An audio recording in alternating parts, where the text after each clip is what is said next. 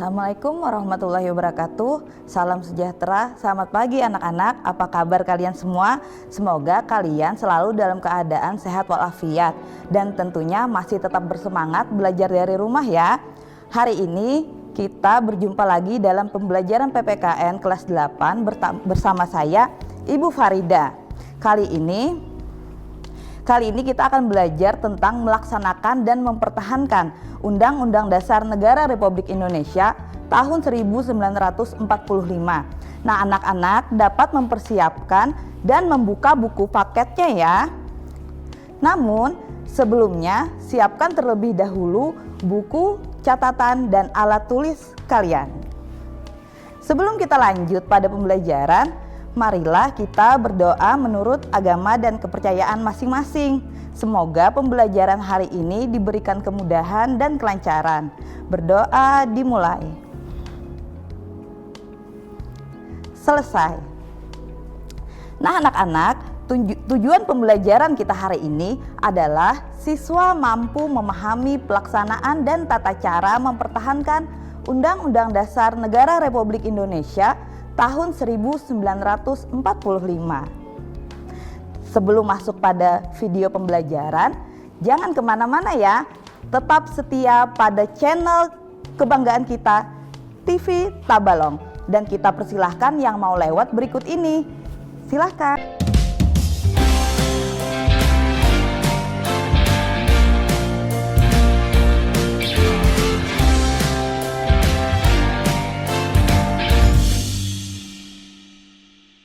Anak-anakku sekalian, pada pembelajaran sebelumnya kita sudah belajar tentang kedudukan dan fungsi Undang-Undang Dasar Negara Republik Indonesia tahun 1945 dalam perundang-undangan nasional. Lebih tepatnya yang akan kita bahas yaitu pelaksanaan dan tata cara mempertahankan Undang-Undang Dasar Negara Republik Indonesia tahun 1945. Penasaran? Ayo kita simak cuplikan video berikut ini.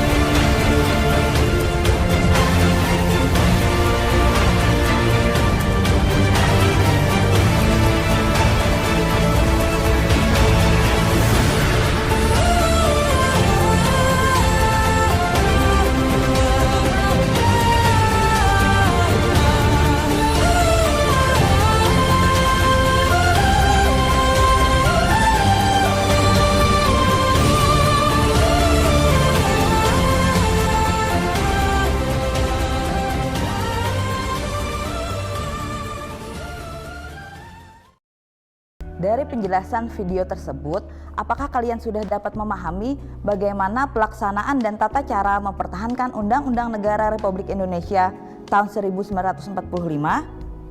Apa yang terjadi bila Undang-Undang Dasar Negara Republik Indonesia tahun 1945 dirubah?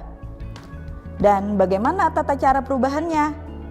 Betul sekali, Undang-Undang Dasar Negara Republik Indonesia tahun 1945 bisa dan boleh saja diubah.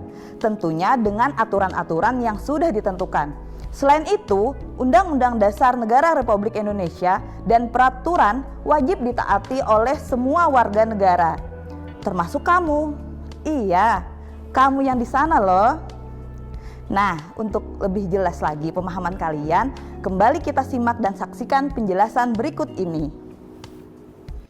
Undang-undang dasar atau konstitusi memiliki dua sifat, yaitu konstitusi itu dapat diubah atau tidak dapat diubah. UUD Negara Republik Indonesia tahun 1945 sebagai konstitusi atau hukum dasar tertinggi bangsa Indonesia adalah konstitusi yang dapat digolongkan sebagai konstitusi yang dapat diubah. Hal ini terlihat dalam pasal 37 UUD Negara Republik Indonesia tahun 1945 yang mensyaratkan bahwa untuk mengubah UUD Negara Republik Indonesia tahun 1945, 2/3 anggota MPR harus hadir dan disetujui oleh sekurang-kurangnya 50% ditambah 1 anggota dari seluruh anggota MPR. Sejak tahun 1999, MPR telah mengadakan perubahan atau amandemen terhadap UUD Negara Republik Indonesia tahun 1945 sebanyak 4 kali.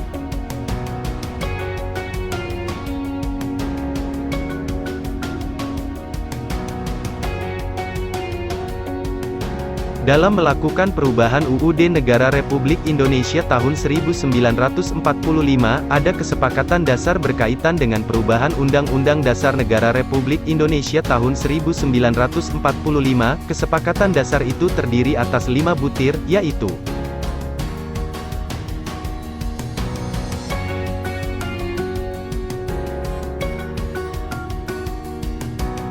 1. Tidak mengubah pembukaan Undang-Undang Dasar Negara Republik Indonesia tahun 1945. Nomor 2. Tetap mempertahankan Negara Kesatuan Republik Indonesia. Nomor 3. Mempertegas sistem pemerintahan presidensial. Nomor 4. Penjelasan Undang-Undang Dasar Negara Republik Indonesia tahun 1945 yang memuat hal-hal normatif akan dimasukkan ke dalam pasal-pasal batang tubuh. Nomor 5. Melakukan perubahan dengan cara adendum.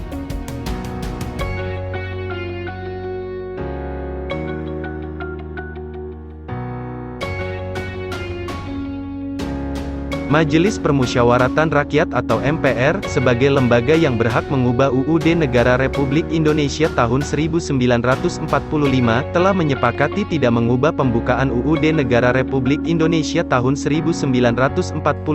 Kesepakatan MPR tersebut tertuang dalam Ketetapan MPR Nomor 9 MPR 1999 bahwa pembukaan UUD Negara Republik Indonesia tahun 1945 tidak akan diubah. Alasannya, bahwa pembukaan UUD Negara Republik Indonesia tahun 1945 memuat cita-cita bersama, memuat tujuan-tujuan yang biasa juga disebut sebagai falsafah kenegaraan atau staatside, cita negara, yang kemudian menjadi kesepakatan pertama bangsa Indonesia dalam membangun wadah negara kesatuan Republik Indonesia.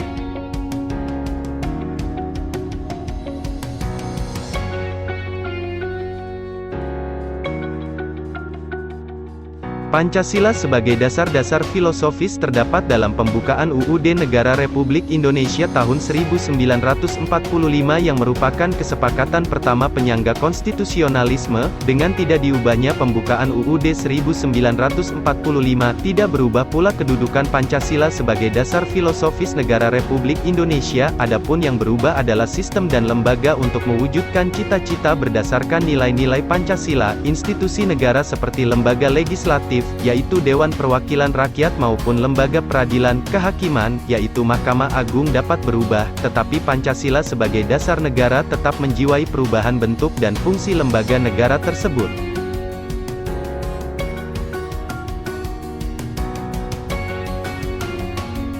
Apabila pembukaan UUD Negara Republik Indonesia tahun 1945 diubah, dengan sendirinya, kesepakatan awal berdirinya negara Indonesia merdeka akan hilang. Dengan hilangnya kesepakatan awal tersebut, sama saja dengan membubarkan Negara Kesatuan Republik Indonesia. Hal ini tentunya harus dihindari oleh seluruh bangsa Indonesia dengan cara tetap menghayati, mendukung, dan mengamalkan pembukaan UUD Negara Republik Indonesia tahun 1945 yang di dalamnya terdapat dasar negara Indonesia, yaitu Pancasila.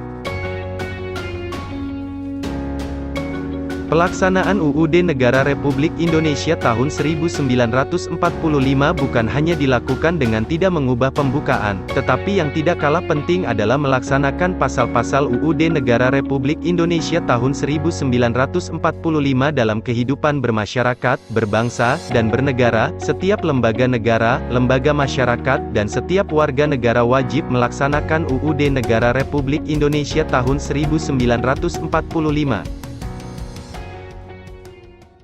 Nah, setelah kalian menyaksikan tayangan tadi, Ibu harapkan kalian menjadi lebih paham tentang pelaksanaan dan tata cara mempertahankan Undang-Undang Dasar Negara Republik Indonesia tahun 1945. Jangan kemana-mana ya, kita akan membuat kesimpulan dan penugasan setelah pesan-pesan berikut ini.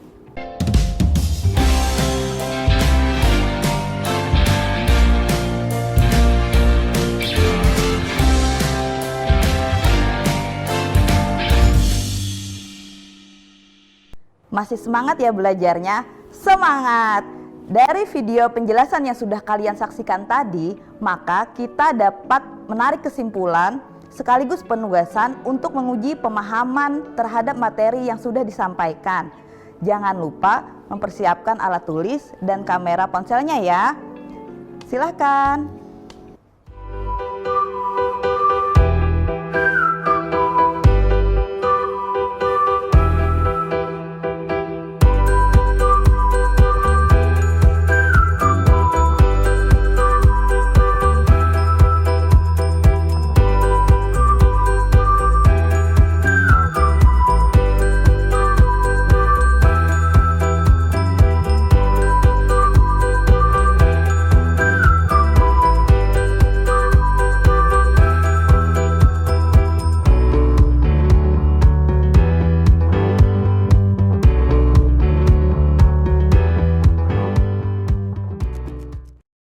Tugas yang kalian kerjakan silahkan dikirim ke guru masing-masing melalui WA atau Google Classroom.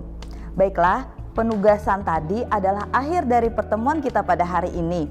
Sebagai penutup, sedikit pesan buat kalian untuk tetap di rumah saja, hindari kerumunan, patuhi protokol kesehatan, cuci tangan pakai sabun, keluar rumah gunakan masker.